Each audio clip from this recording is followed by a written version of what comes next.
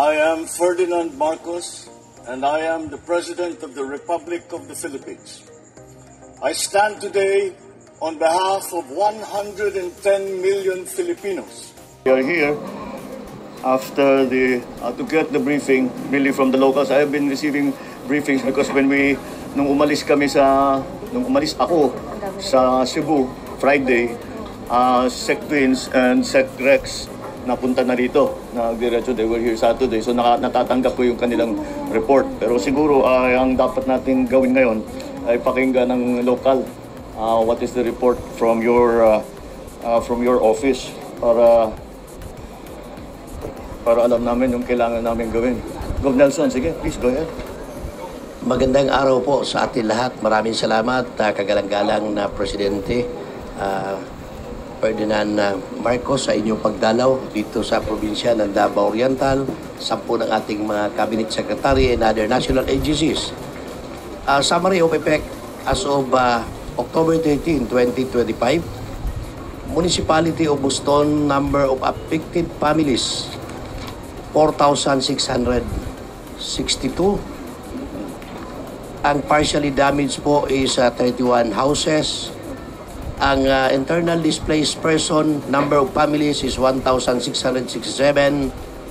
Sa Municipality of Katiil, number of families affected, 18,887. Totally damaged, 5 houses. Partially damaged, 1,082. Internally displaced person, 11,597. Injured, 23. Municipality of Baganga, number of families affected is 11,195. Does everyone have a copy of this listing? Oh, okay na ito siguro. Nelson, we'll just look at the totals para yung eto meron na. Para yung DSWD, you can. Yung total na siguro. Yes. Oo. Okay. Province-wide, please. The number of affected families in the whole Davao Oriental is 166,384. The totally damaged houses is 503. The partially damaged houses is 8,055. The internally displaced person, number of families is 90,297. Individuals is 65,716. Death is 3. Injured is 323. Yun po yung total houses and injured and death na mga tao dito sa probinsya ng Davao Oriental. Alright.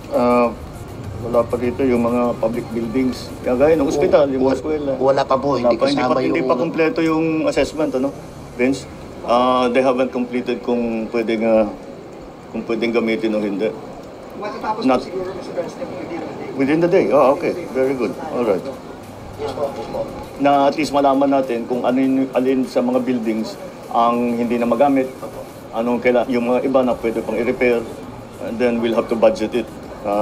We'll have to, because we're coming to the end of the year, everybody's starting to feel the pinch.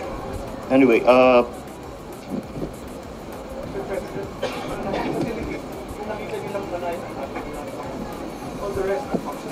see.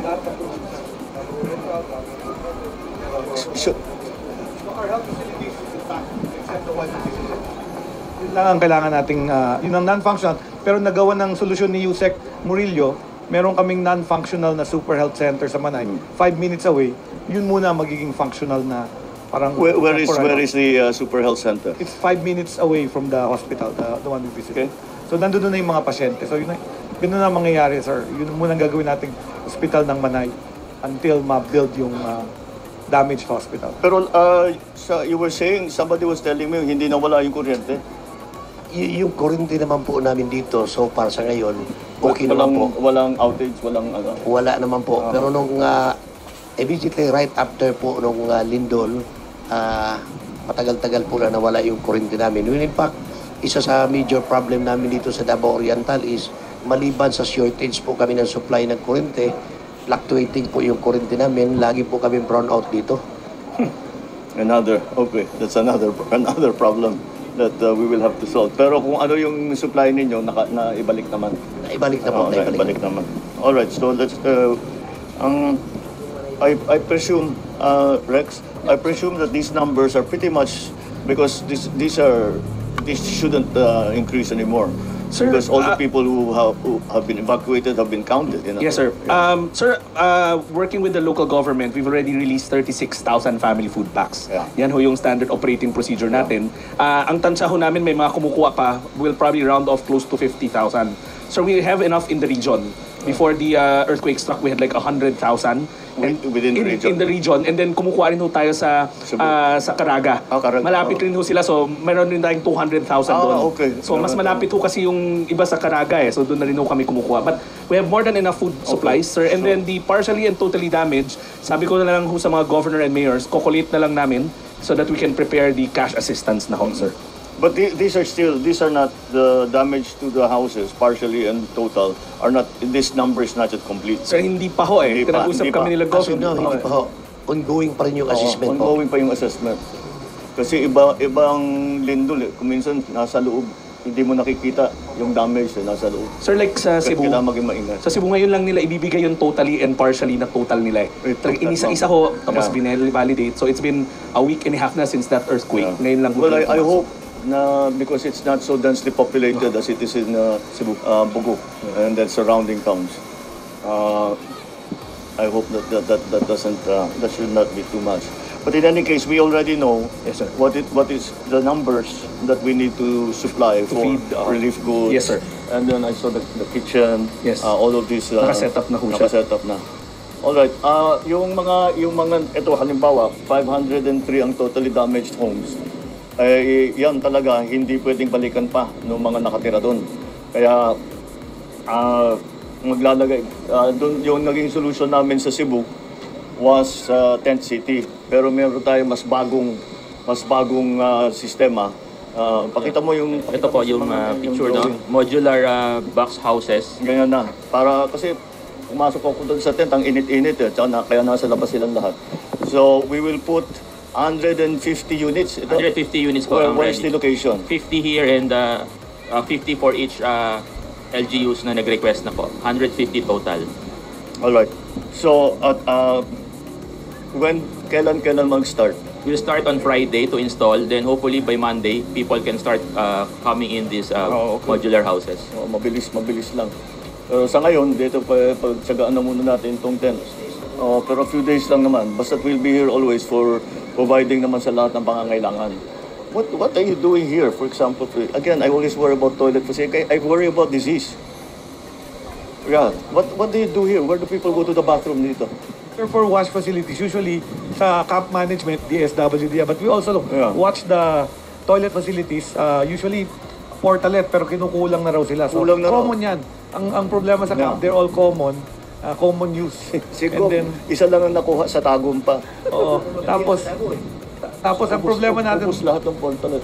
nagpadala na rin kami ng truck of yung sa water, kasi yung supply ng water, Yeah. parang naging problem. But di ba? again, the portalet lang talaga ang pwedeng gamitin for now. But siguro pag naitayo na yan, ano bang tawag natin dyan? Modular, ano? Okay, modular shelter units. Okay, the modular pag natayo na yan, may kasama yan na toilet facilities, water supply, electrical supply, common kitchen, yung para talagang kompleto naman ng sa pangangailangan ng nandoon. So we will wait for the collating of the information para dito sa buildings, especially public and private buildings also, because we will still have to have a look at that. In any case, okay. So can we hear now from the Admin Cabreros of the OCD on his report? We can get a full report.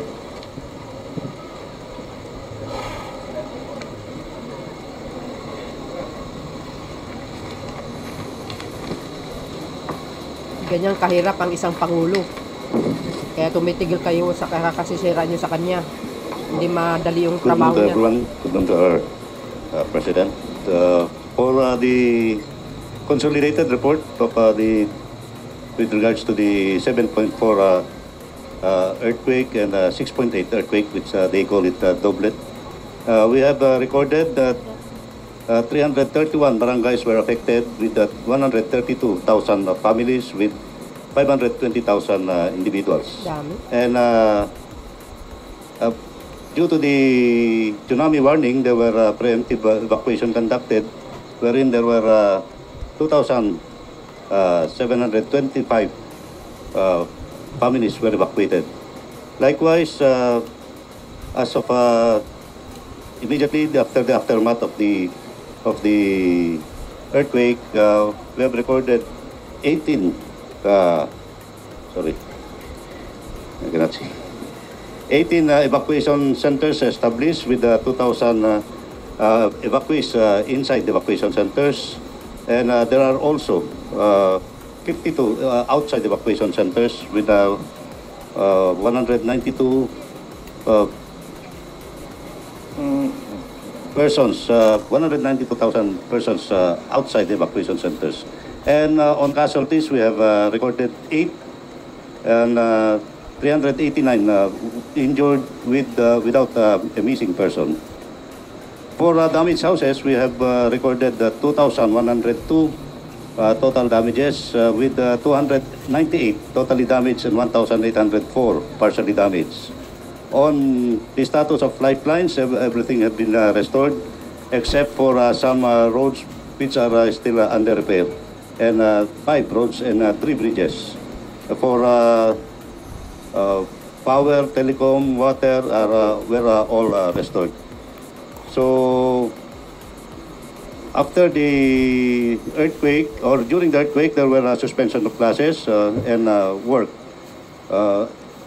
There were 163 LGUs who suspended classes and 142 LGUs suspended work.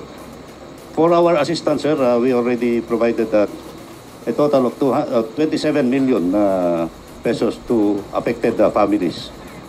Likewise, the DSWD already provided 26,539,962 pesos worth of food and non-food items, benefiting 24,358 families.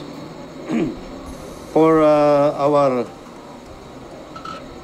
search and rescue and retrieval, the AFP and other uniform personnel have deployed 1,819 personnel in using 194 assets during the evacuation of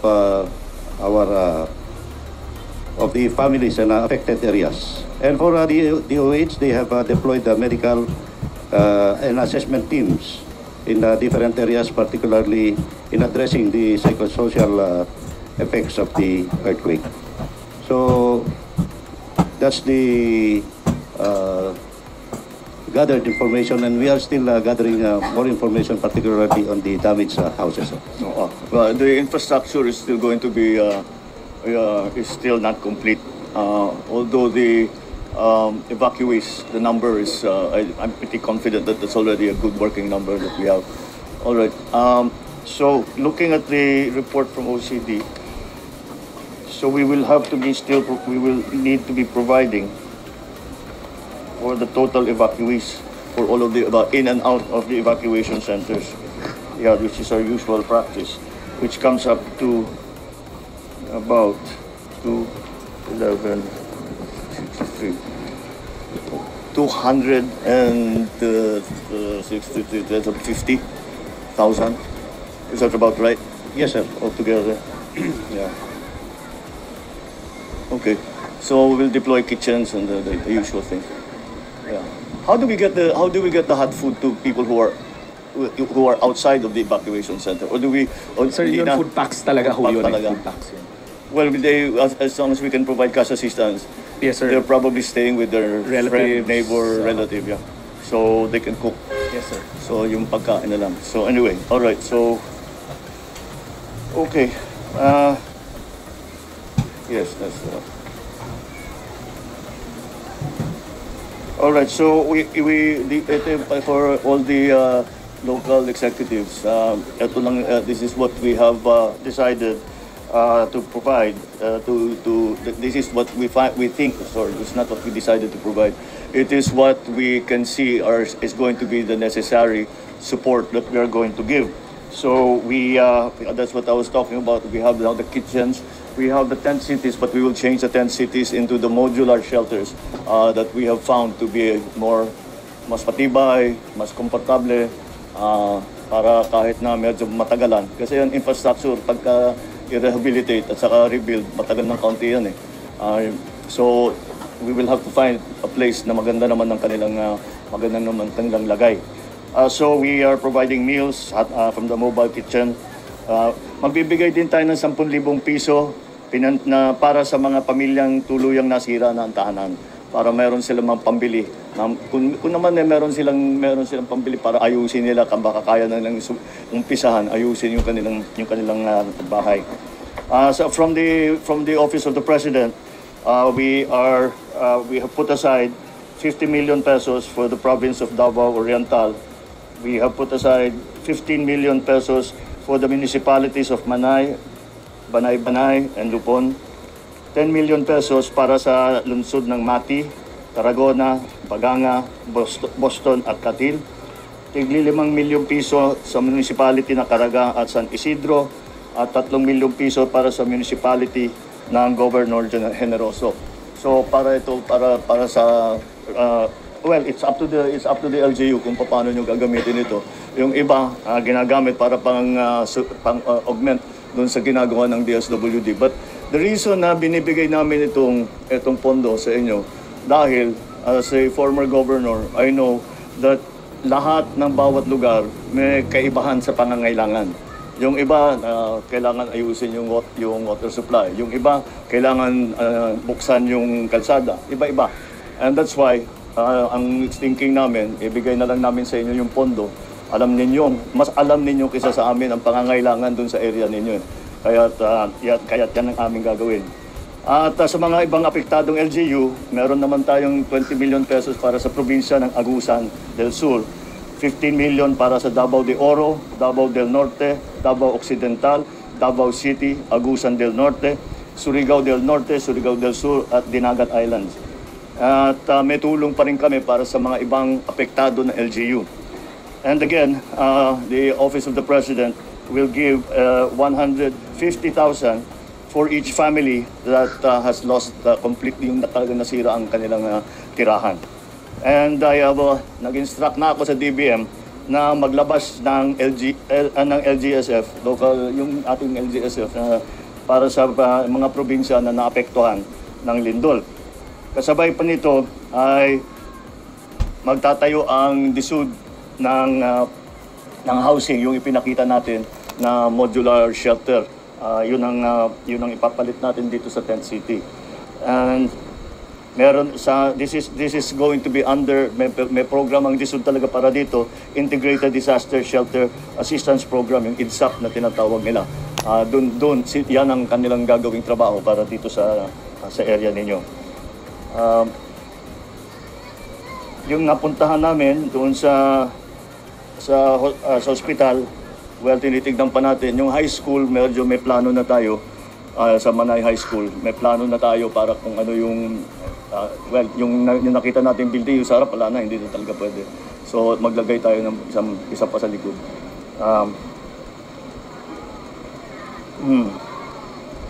Ngayon, okay, ang DPWH ay yung mga kayang ayusin na infrastructure, yung mga minor damage, yung tinatawag na minor damage lang, gagamitin nila yung QRF nila, yung Quick Response Fund, which we have to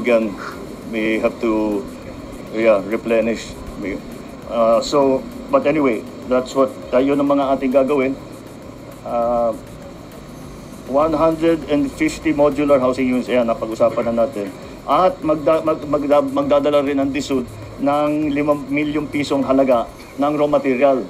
Para hindi na ito yung trapal, yung talagang dos-por-dos na mga martilyo, mga pako, para maumpisahan na. Tapos magagamit yung tulong ng DSWD, yung kanilang hawak na cash, para meron kung ano yung kanilang pangangailangan. Kasi ang ano namin dyan, pagka na-displace ang tao, iba-ibang, tama, kasi nakakatiyak tayo na may pagkain man sila, may tubig sila. So, may shelter sila. Pero bawat pamilya have the different needs.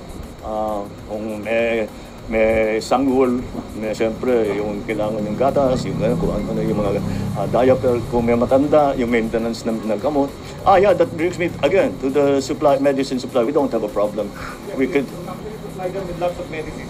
Ang ating regional director nandito, si Director Gamolo. So we've actually supplied the necessary essential medicines and supplies. Nakita ko yung listahan and report sa akin at yung truck ng mga gamot na distribute dito sa mga evacuation center. May medical doctors din tayo dyan sa mga at saka yung mga teams natin, dito sa mga evac centers, di ba? Yes.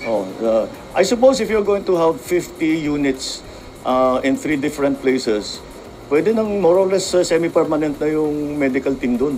Maiiwan na sila doon hanggang Yes, put up a small clinic there. Usually one clinic per group of families. Yeah. Ganun po ang setup. Okay. Alagang taga Davao, ano?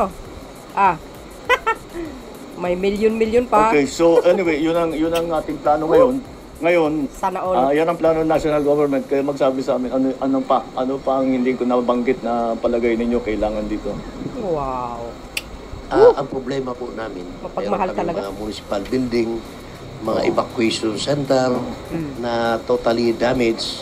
So yun po yung hindi namin naisali sa listahan dahil inuna po namin yung mga tao na masiguro na mailagay yung pangalan nila sa listahan po.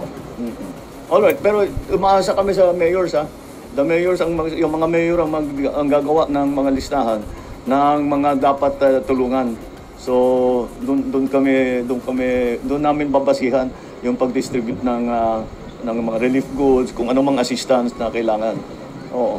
So, yun talaga yung buildings kasi pag lindol, infrastructure damage talaga ang problema. Hinahanap ko nga dito yung agri. Walang agri damage. So, mabuti na lang. At least, that's a blessing. Yung school pati, no? How many of the... Sir, besides the high school that you went to? 900, sa whole region 918 yung totally damaged, sir. So, we will have to work with SecBins dun sa QRF and then also dun sa new classrooms, na lang namin. Tama si SecBins, sir, if we can build, mas malaki na yung i-construct kaysa nung sa nasira. Para anticipatory na rin yung parang build back better, sir. Yun ang napag-usapan namin. Kasi pagka gumagawa tayo ng evacuation center ng eskwela, meron dyan standard design. Sabi ko kay SecBins, pag-aralan nila, alam naman natin kung saan banda yung lindol, kung nasaan yung fault line. Saan magkakalindol. So yung mga area na ganun, dapat pag-isipan natin na medyo mas matibay-tibay para pagkaganto hindi naman masira. Pati na rin sa mga eskwelahan, yung mga madalas daanan, pati na yung sa typhoon, yung madalas daanan ng bagyo, kayo hindi nyo problema yan. Pero sa ibang lugar, yung madalas daanan ng bagyo, ganun na rin. You have to keep that in mind na these are more delicate areas when it comes to that. Alright, so patuloy lang yung gagawin natin, Gov. Nelson, yung sa pag-assess ng mga buildings para malaman natin kung ano ba talaga yung damage at saka anong kailangan, yung ibang pwede pang i-repair, kung ano pang kailangan, at yung hindi na ma-repair, kung ano yung gagawin natin, magtatayo tayo ng mga bago. All right, that's I think that's all that these are all the issues we've tried to cover for today. At tuloy-tuloy lang ang yung lagi kong sinasabi sa ating mga nagiging biktima pagka may sakuna kagaya nito, ay lagi kong sinasabi na huwag kayong magdadalawang isip kung anong pangangailangan ninyo, sabihin ninyo sa amin. Kung kaya namin dalhin, kaya namin ibigay, gagawin namin. Wow. At hindi ito pangminsanan lamang.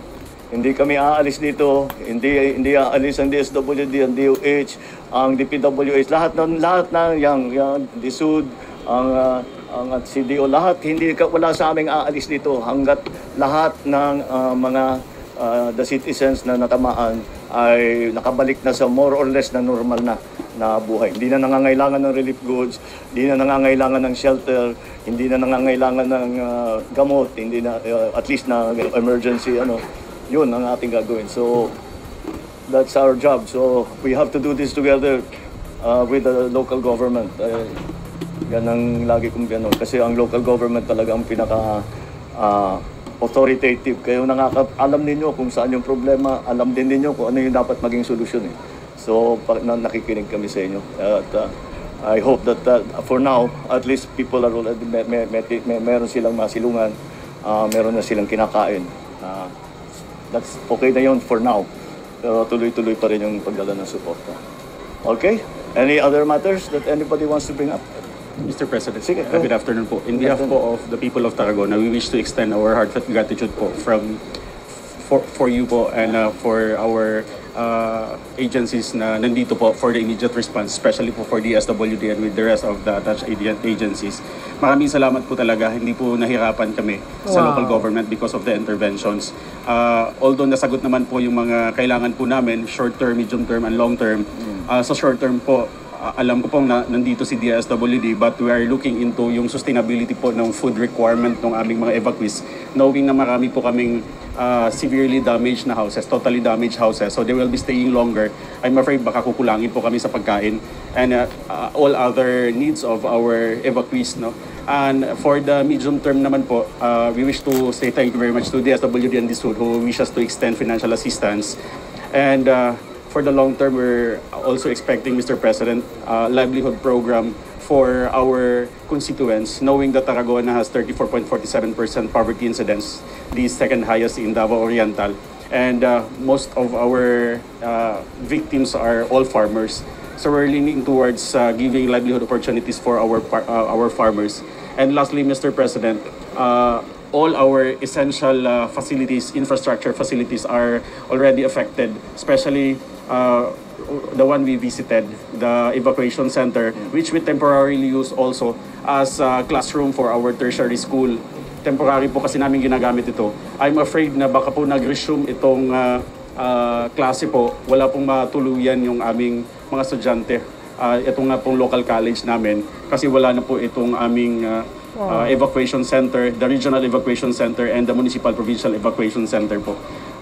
While we will be submitting, Mr. President, other yun yung naapektuhan, mga roads that connects our farms to our markets, yun po ang isa sa challenge namin ngayon.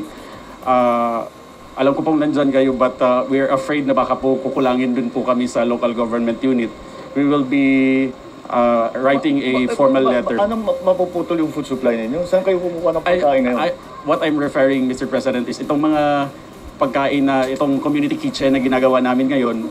Kasi ang nangyayari, nandito si DSWD, nandito si Philippine Red Cross, and then during dinner, meron din po kami community kitchen sa local government.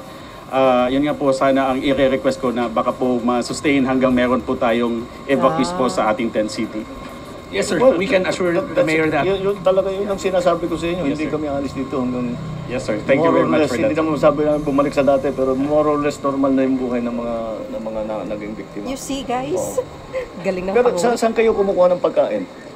Sa ngayon, sir, wala kaming palengke kasi nga naka-code red ang mga facilities namin. We'll have to bring it in. No, yan ang gawin na ng local government, yan gamitin nyo yung pera na ibibigay namin. Yes, sir. Yun ang gamitin ninyo, maghanap na kayo ng supplier. Bago pa maubos yung nasa atin. Yes, diba? Magplano na tayo ahead. Huwag na nating antayin na maubusan. Maisipin natin kailan kaya muna kung ilang buwan pa to, kailan tayo mauubusan, paano natin pakakainin ng ating mga ano. Thank you very much for that, sir. Naikwento ko na din po kay Secretary Angara yung kakulangan po ng aming classrooms. While our high school and elementary schools are greatly affected also, our tertiary school, definitely wala na pong matutuluyan kasi nga po yung evacuation center na temporary shelter din ng tertiary school na damage na din po. So we will be writing a letter. That's a big number, 900 on what? School rooms destroyed? Well, 900 in the region, but 300 sa Davao Oriental, Mr. President. Only in Davao Oriental? Oh, only in Davao Oriental. So, of course, we'll double-check also with SecVince's teams sa structural integrity ng mga schools. But we assure Mayor na dito lang ko yung team namin. Sige po. Priority For the meantime, Mr. President, we're looking into establishing a tent, parang tent na rin for a temporary classroom po ng aming mga estudyante. Meron kami, Mr. President, it takes 15 days yung temporary learning space, similar to what Sec Kaping is doing. Dahil nga sa Bagyo at sa Lindol, nasanay na tayo, meron na tayong tinatawag na temporary learning space. Kung hindi na pwede o hindi pa pwede yung kanilang eskwelahan, doon na muna sila. Pero may ano yung parang similar to to yung modular shelter na pinakita. Thank you very much po, Okay, Mr. sige. President. Thank you, Mayor. Okay, maraming salamat. Thank you, Sige, salamat po. good luck. Oh, di ba? Alagang-alaga ang Davao Region. Iyan ang Pangulo ng Pilipinas. So, doon sa DDS na bugok, ano ngayon? Ha? Sampalin pa kita ng katotohanan eh. Oh, ayan. Ang Pangulo, sino mas matapang sa inyong dalawa? Oh, hindi lahat ng taga Davao ay DDS, no? Excuse me. Oh, yan. Alagang-alaga. Kitang-kita nyo. Oh, hindi lang puro pera ang binibigay niya. Lahat, puro pagkain, medikal, lahat ang kumpleto. Taihan, liguan. Oh, tent. Ay, nako. So, yun, mga kababayan, pinapakita ko lang ito. Doon sa mga DDS na sinasabi na makakapunta kaya ang Pangulo sa Davao o ano. Ano ngayon? Ay, nako. Siya pa, asintadong Pangulo yan. Dating musang Scout Ranger yan, kaya matapang yan. Ganon ang mga sundalo. Hindi natatakot. Hindi tulad mo. So yun guys, mahaba ito. Pagtyagaan nyo. Thank you for watching. See you again on my next upload. Bye bye bye and baboos. God bless Philippines. Shout out sa mga taga Davao. Baboos!